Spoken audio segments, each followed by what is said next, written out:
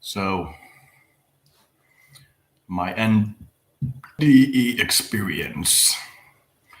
I have talked about this a little, but after seeing some of these NDE videos that my friends linked to me, or my friend linked to me, and listening to their stories, it feels like to me that I ought to say something about this near death experience thing.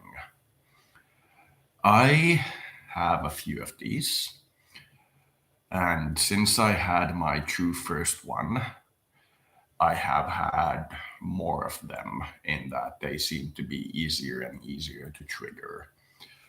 But it feels like triggering them is the wrong thing to do. Like, I ought to enjoy my life. And the experience is pretty short, but its reactions are pretty widespread.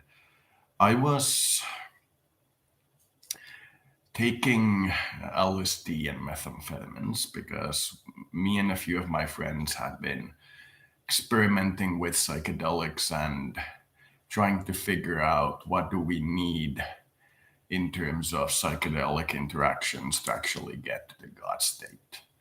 Now, I cannot recommend that you do this. You should not attempt this, but serotonin is the neurotransmitter responsible for the wideness of experience, how wide it is. If it is God and the universe, then it's a lot of serotonin.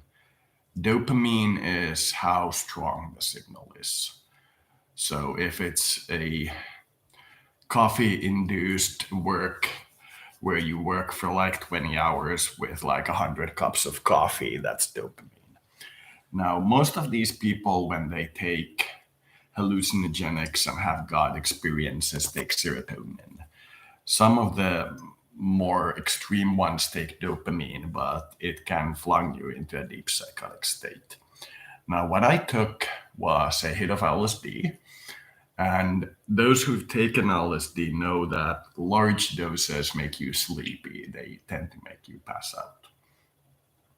So I had this little petri dish of liquefied methamphetamine, and I dipped a piece of paper in it and held it on my tongue for a few seconds and put it back to the petri dish after I'd taken the LSD. So as soon as I got so wide in my conceptual field that it was becoming so dreamlike and ethereal and what you usually associate with God, I started to pass out. It was too powerful. So I took that small hit of methamphetamine to wake me up again, and then tried to push myself to fall asleep by forcing the serotonin psychologically to go higher and higher.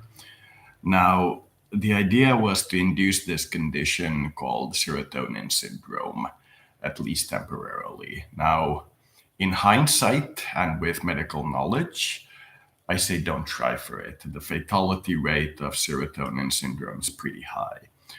But I was just sitting there, and there were the normal LSD things like lights looking weird, the standard stuff that tells you that you're in a dream. And I saw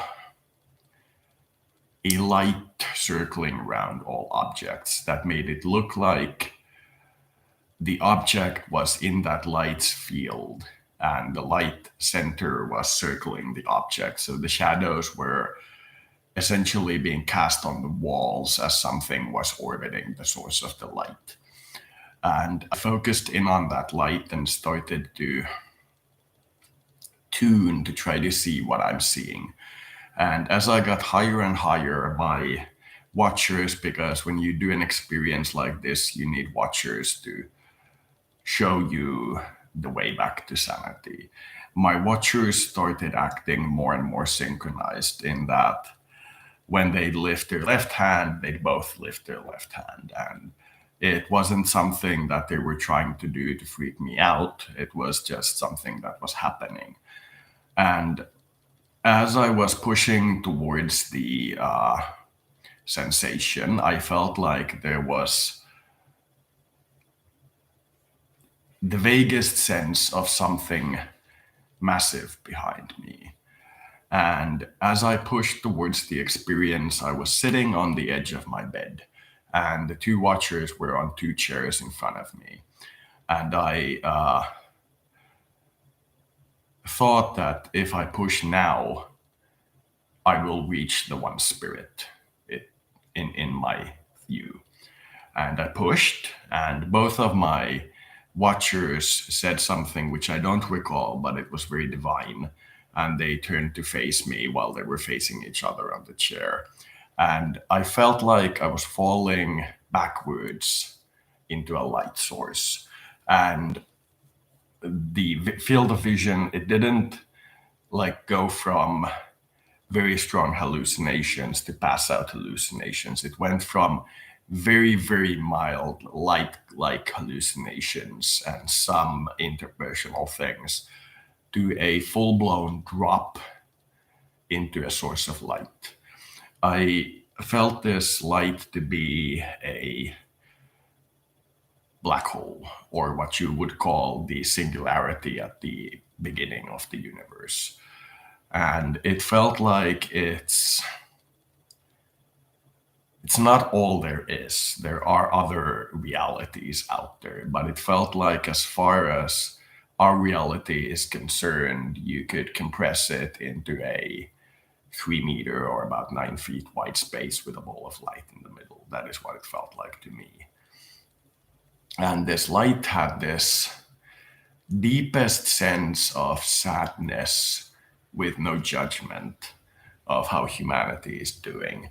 It wasn't what most people would describe as their God experience, where you get this fantastic experience of God telling you that it's all fine and good and it's all going to evolve well. What I got was this sense of we are so good as a species, but there is one singular fault which cannot be, in the spirit's opinion, to be described as a fault, but rather as a point of sadness. And it is that we have this survival mindset where we make a new generation of humans and we transfer the previous generation's mindset or soul or whatever to the new generation, meaning that there is, in essence, only one generation in existence, because the one generation that exists always brainwashes the other generations to be with it. So I felt this true sadness of us incarnating children only to live inside them, because we feel like there is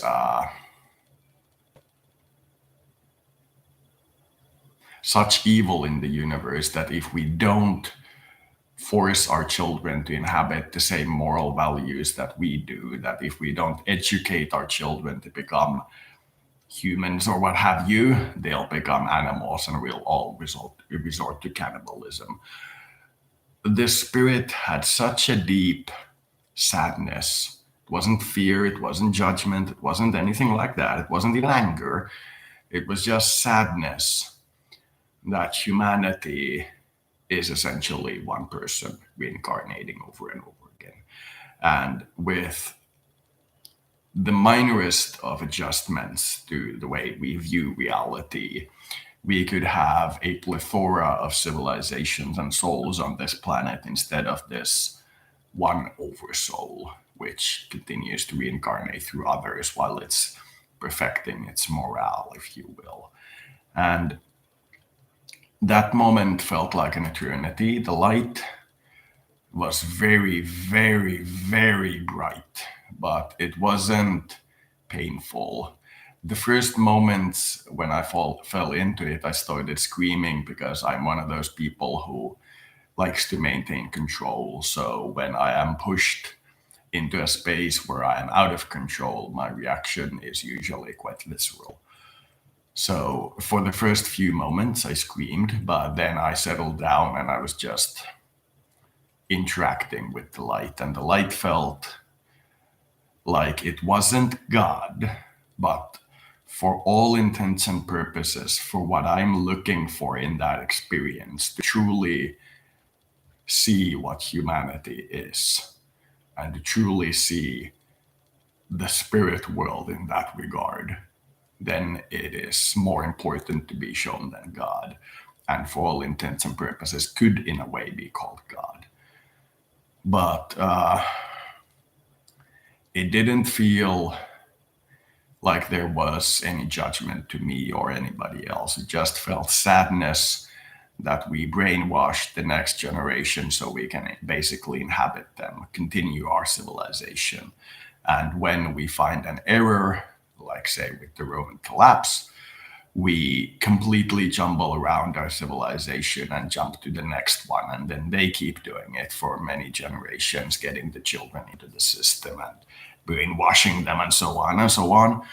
And then when they have a problem, it's immediately such a big problem that the entire civilization collapses. So looking from a space point of view, if I have to put this into some kind of context, it's like watching a yeast hive mind that is dropped on the planet in many spots, and it grows these magnificent rainbow colors, and every one of these is slightly different, and it's like a beautiful cosmic hue until the thought of single civilization, if you will, starts to take over. And this happened 10,000 years ago. And then it's all just one organism that grows to encompass the entire planet, then dies, gets resurrected, and does the same again. And this is, it's kind of like when you are a person running an entire civilization, if you have a medical problem, the more severe the problem, the more the civilization weakens itself. So if it's a serious problem, your civilization will not actually be able to help you because they're part of you. And that is kind of the sadness that it felt. And then I was in this God space, like I said, and I had this feeling of I could go forward. I could have the universe roll me a planet that has different challenges, and I could enjoy the things that are now difficult, and there would be new challenges, and there would be a new universe for me. I could go forward. But I felt like I'd be leaving this civilization behind, like there would be greater need to have me here, like there is greater benefit to me being here. And then there was nobody pushing me back, there was nobody taking me back, but I realized that to come down from that God state, because in that state there was no separation between me and God, there was literally me as God. And I didn't feel like somebody pushing me or taking me down, like taking my hand and walking me down. I just felt like if I want to be in this reality, then I have to essentially make this reality. And I started this process of building reality back together. And after I was complete, I knew that it's a dream reality. It's not the real reality. But for all intents and purposes, the only real reality is that God's ineffable feeling of loneliness, because it is only always one being. And that would be the real sensation, to feel lonely and nothing more ever. So reality becomes what you focus on, what you define yourself as. And I made reality to a form where I can incarnate into it. And once it was ready, once I built it, I just focused on restarting, just moving forward again. And then I woke up maybe a microsecond later than when I went into the experience. Both of them were the watchers still sitting in their same position and still looking at me. So I hadn't been gone for a while. They hadn't even turned to face me. They were still side looking at me. And After I came back, I had the experience of a moral dilemma on whether or not to focus in on family or the family I create. And I had a difficult long time because I wanted to understand before I tried to help, before I tried to spread my vision or whatever. I wanted to understand the world. I wanted to understand how people are the way they are, what is the reality of things. And that took me on a long journey that lasted almost a decade. And for the first few years, it was impossible to talk of the experience. It was so potent. But now, a decade later, I can talk about it and say that, in my view, the only emotion God truly feels is an abstract, indefinable sense of loneliness. Because to be one with all, and for all to be one, then there truly must only be one being, imagining to be many. And that has a sort of psychotic quality when you are one being, imagining yourself to be many beings. And after years, I got to the point where I could say that it is possible, in theory, as a human, to have another civilization be part of your life. It is theoretically possible to live your life without making a new generation to inhabit. But out of the about 7 billion people, there may be 1,000 who are able to do that. The rest brainwash others and make them into their own. They are not content when people disagree or are different. For the most part, even when they like that, they like it because it is for them what they want to do. It's not an integral part. There's the difference between exercise and walking to the store is a similar point. So, what I felt was a afterlife effect that I can only say is life altering. It made me feel the loneliness of God, and that was pretty insane. I have never had a similar emotion, and I don't associate it with my life, in that in my life I don't actually feel lonely because I have a significant amount of company.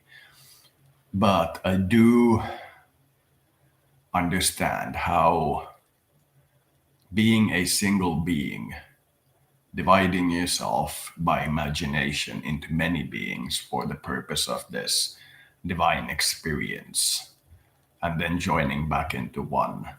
I can imagine how psychotic that feels, how lonely you feel, because you have to expand. There's a lot of physics that I learned about it, but you have to expand in a way that allows you to grow old enough to realize where the others are. And our universe is still so young that it's barely incarnated a few times, and it's never gotten anywhere near what we would call like 2, 3 year old. We as a universe have only gotten to the very early understanding that others exist. We are still exploring the concept, but as a civilization, you two are very much alone. But we all have our own experiences. That was my NDE. Thank you.